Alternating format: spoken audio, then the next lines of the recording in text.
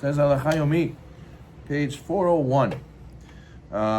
40. One is obligated to stop a non-Jew from performing Melacha on your behalf, even if you did not request the non-Jew to do the Melacha.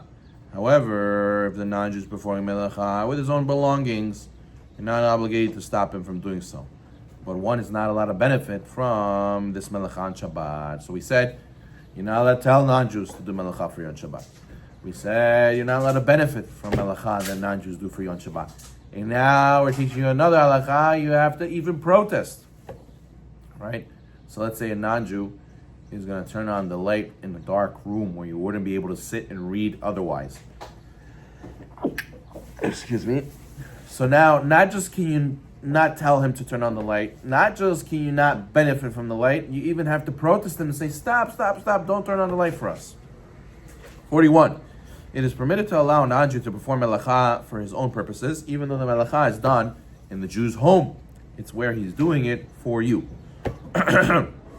42.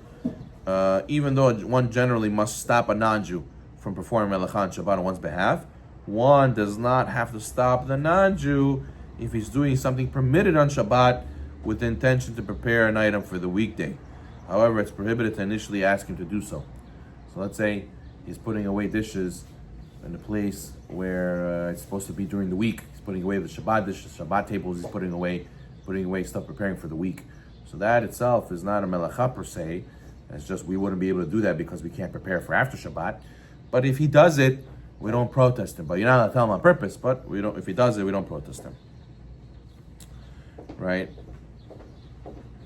Another case they give is where a person sees the cleaning lady doing the dishes Motzei Shabbat, or I mean doing the dishes Sudah Shishit right before Shabbat's over. She's doing the dishes to put it away Motzei Shabbat. That's another case where they're preparing. You don't have to stop them. 43. One is not obligated to stop a non-Jew from extinguishing a fire. For instance, if one sees a non-Jew going to shut off the lights or to turn off a fire under a pot of food, one does not have to protest him since he's doing it in his own volition. 44. One is not obligated to stop a non-Jew for turning on an additional light in the room if there's already sufficient light in the room. So you see, it has to be in a case where you wouldn't allow to be benefit and you wouldn't be allowed to tell him. That's where you also have to protest him. Okay, what about if a melacha was performed by not a human, by an animal? 45. It is forbidden to rent or lend one's animal to a non-Jew to work on Shabbat, since a person is commanded to let his animal rest on Shabbat. 46. It is not permitted to command one's dog or other animals to shut off the lights or bring in the newspaper from a place with a snowy roof on Shabbat. However, if one does not own the animal, it is permitted to benefit from the melacha the animal did. Okay, moving on. Now we're going to deal with more of a complicated issue. What do we do with employees? Non-Jewish employees. When are they allowed to work and when they're not allowed to work for you on Shabbat? Okay, so you have to know there's different types of employees in Halacha. Okay, we got to know there's three major types. There's Aris. Aris is works on percentage, like a commission. Let's say in the times of the Gemara was a sharecropper, right? He works the field, and the way he gets paid is whatever yield the field gives, whatever fruit comes out, he gets a cut. He gets a cut from those fruits, and that's his payment. He gets a percentage. So he's considered that he's working for himself because he has a lot to gain the harder he works. So his main intention is for personal gain, and such an employee would be permitted to work on Shabbat. When is it not allowed to have an employee to work for you on Shabbat? When he is working for you. His main motivation is to satisfy you. But an employee whose main reason, the main person he wants to satisfy is himself, he's doing it for personal gain, so then he's allowed to work on Shabbat. It's considered he's working for himself. Or a salesman. Today a salesman works on commission. He's considered a sharecropper in the sense, considered aris. Okay, fine. Does it have to be like majority? For example, if my salary and the Shabbat is sufficient? That's fine. That's fine. Okay, number 2. Kablan. Kablan is a contractor. You get paid not per hour. You get paid per job. You finish this wall, you get paid. You build this whole fence, you get paid. Takes you 2 weeks, takes you a week. That's your prerogative. I'm not telling you you have to log hours. I'm telling you have to log jobs. If you do the jobs, tasks, then you get paid. So what's halacha? A contractor. person who's hired to perform a designated unit of work, he is working only in order to get paid. And also, he didn't necessarily tell him, a lot of times he didn't necessarily tell him to work on Shabbat. Sometimes, they make their own hours. Let's say you have a deadline 3 weeks from now. You want to come the first week, you want to come the second week, you want to come some on the first week, some on the second week. It's your prerogative. You make your own schedule, Mr. Goy. So what happens?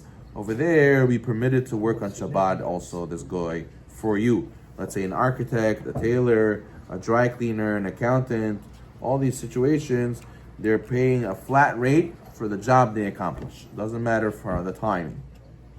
Okay?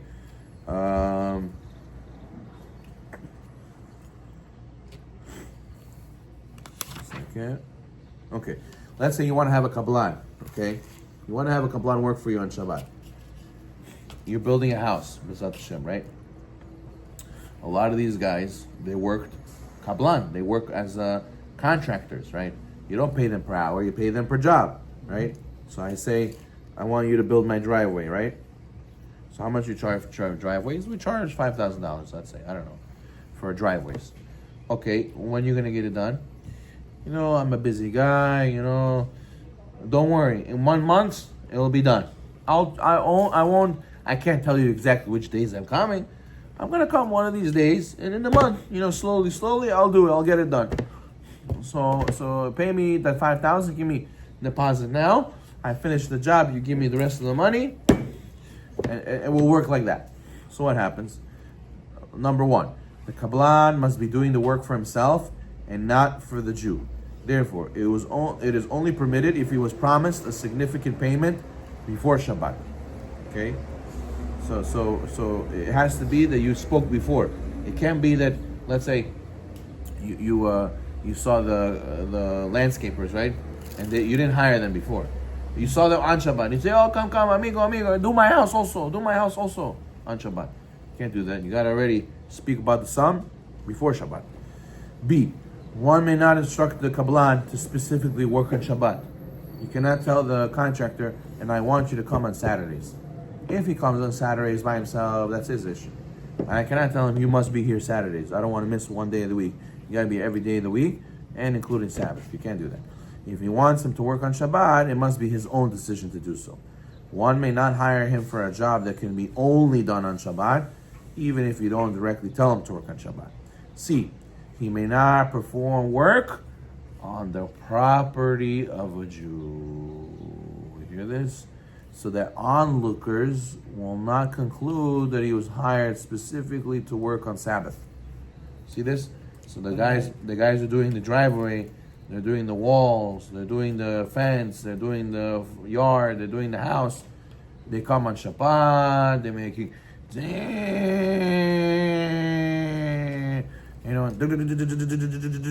you see them outside putting bricks, all this stuff on Shabbat.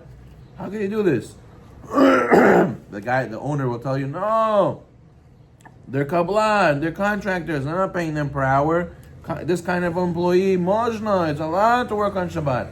You gotta tell them, no. What are the onlookers gonna say? It's suspicious. Why?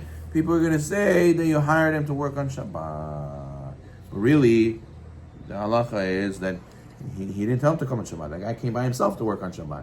But since onlookers don't know that, so it's not allowed.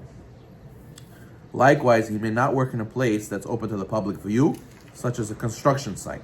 However, one may allow the non-Jewish contractor to work on the building if it's on a property that's situated outside the Jewish community. Yeah.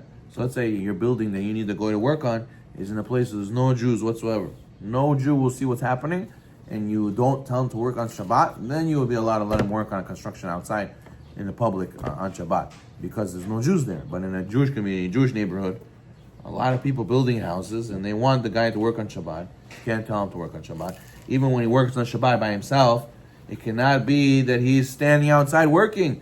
People are going to see him. There's going to be a problem with the onlookers. You hear? So Shalom, when you're building a house, B'ezrat Hashem, you cannot have non-Jews, even if they're contractors. You cannot have them building on Shabbat because of the onlookers. People will think that you hired them to work on Shabbat. Area, it's okay. Yes, exactly. We just said that. If your building is in a place where there's no Jews, you'll be allowed, even if they're doing construction outdoors and making a lot of noise, as long as you didn't tell them to come on Saturday and they came on their own. Okay, good. Another halacha, in order to have a contractor work for you on Shabbat, if the work is something done usually through kabbalanut, such as a mechanic, it's permitted to allow the Najir to work on the Shabbat, even though it's clear he's working in a Jew's car. Okay, good.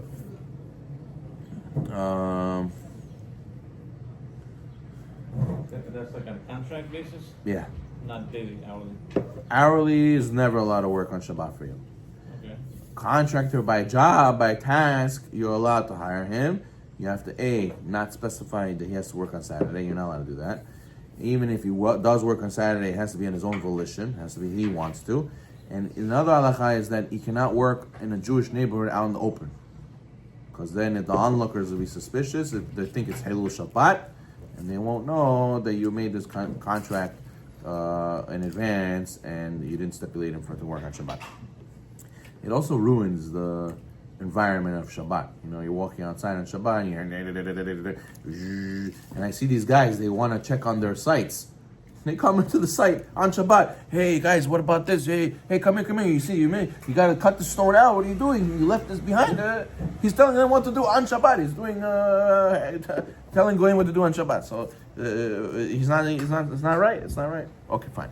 The last employee is Sachir. We'll do next time. Sachir is employee by hour. Employee by hour, obviously, not allowed on Shabbat. Baruch Amen. Amen.